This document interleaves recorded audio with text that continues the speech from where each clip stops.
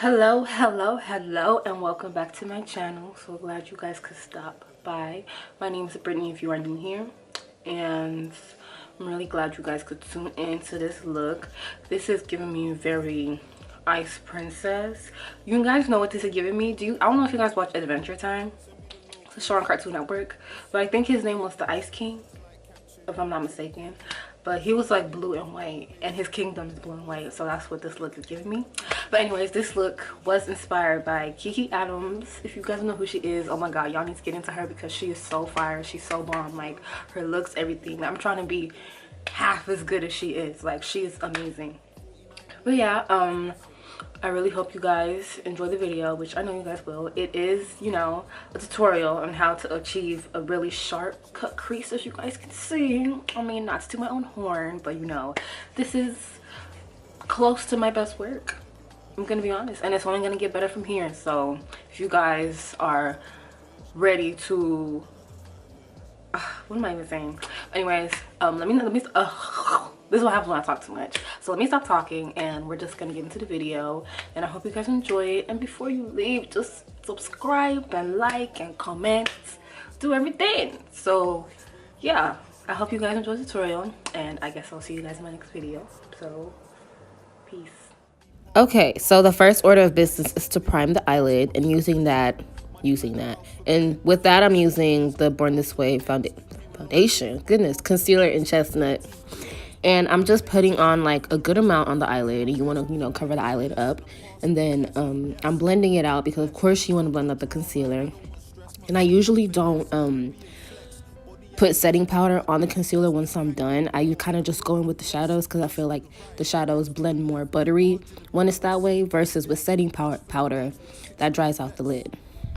But this is going to be our transition shade. And what you want to do is you want to start by packing the color on there so you can get like a better color payoff, and then blending the color out. Since this is a transition color, I kind of just freehanded it, put it all over the lid so that the other colors will blend more seamlessly.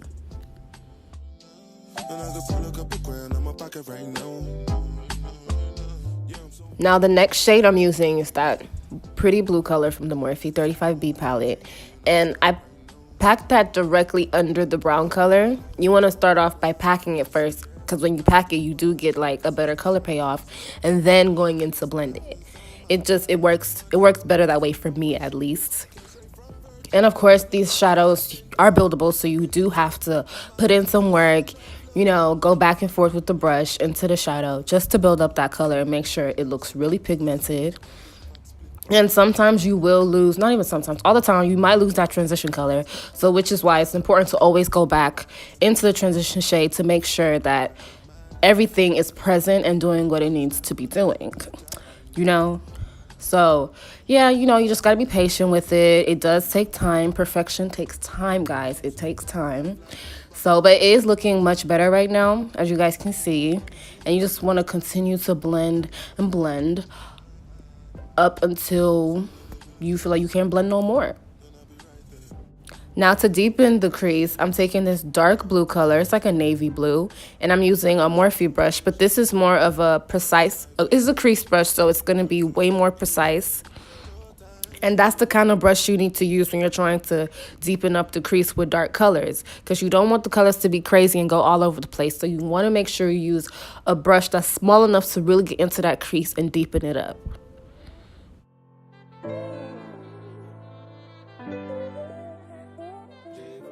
For cutting the crease, I'm taking the LA Girl Pro Concealer and a Morphe 224 brush. I remember the name of this brush. And I've always seen like makeup artists use like light concealer colors to cut their crease. And I always noticed that the crease came out super sharp and just real precise, how, you know, everyone would want their crease to be.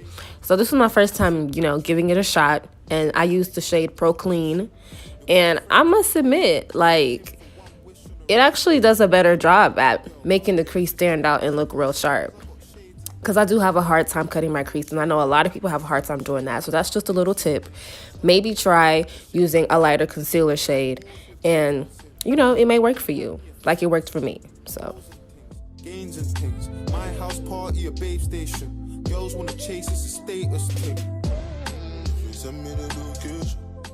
Using this white color from the Morphe 35B palette, I am taking my Morphe 224 brush and gently and precisely, be careful when you're packing this color on, because that crease you work so hard to achieve, you could mess it up if you're being, you know, messy about it and being, you know, just not careful about it.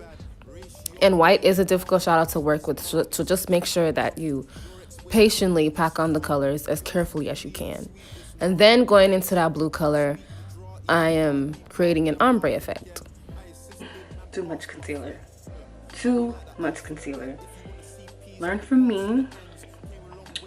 When you're cutting the crease, do not put on that much concealer because it gets really difficult to pack on shadow. So, yeah. Play the video. Now, as I said before, you want to be very careful when it comes to packing on color onto the crease because you don't want to mess the color up. So instead of using the fluffy brush that I was previously using, I picked up this angled brush from BH Cosmetics in order to just get the blue as closely to the crease as I possibly could without messing it up. So yeah. Now, I did have to finish up blending off camera because my camera started to overheat. Always does that. I'm using the iconic ienvy lashes. Love these lashes so much. And now to prime my face, I'm using a NYX Cosmetics primer. And this is like a silicone-based primer. And I do find that that works really good for me and my skin. So make sure you use whatever it is that works for you. My skin is very dry, actually. And then for foundation, I'm using the NYX Cosmetics and Nars foundation. And then to blend that out, I'm using the Bedellium Tools foundation brush. It was Alyssa Ashley who mentioned this brush in her video. And I was like, you know what, let me just copy it. It is a very, very soft brush. And it blends foundation like a dream, as you guys can see. I don't really blend foundation down to my neck. I usually stop like below my jaw. But that's just me. So now to highlight, I'm taking the I'm taking the concealer, and I like golden concealers because my undertone is very golden / olive. So, but that's my preference. That's what I like to do. And then blending that out, I'm using an e.l.f. Cosmetics beauty sponge. And this sponge is so good. And it's only $5. So there's no reason why you shouldn't have this in your makeup collection. And then I'm contouring using the Colourpop Cosmetics foundation stick. And, you know, you got to get that nose contour right or whatever. And then to set all that in place, I'm taking Sacha Buttercup setting powder. And I'm doing my little reverse contour and just powdering my whole face up and making sure it looks good. And then I set my face using the Urban Decay all-nighter spray. And then for highlighter, I'm taking this very affordable Wet n Wild highlighter. And it's really pigmented. It really gives you a really natural glow, more like a glow from within.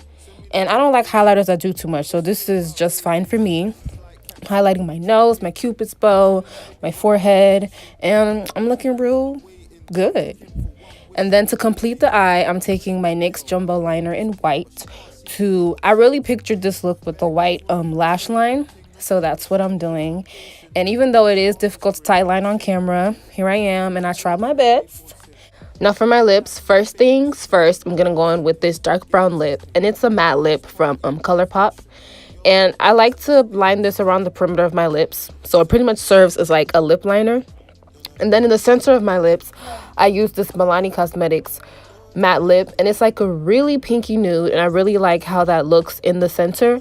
I really think both of the colors go really nicely together.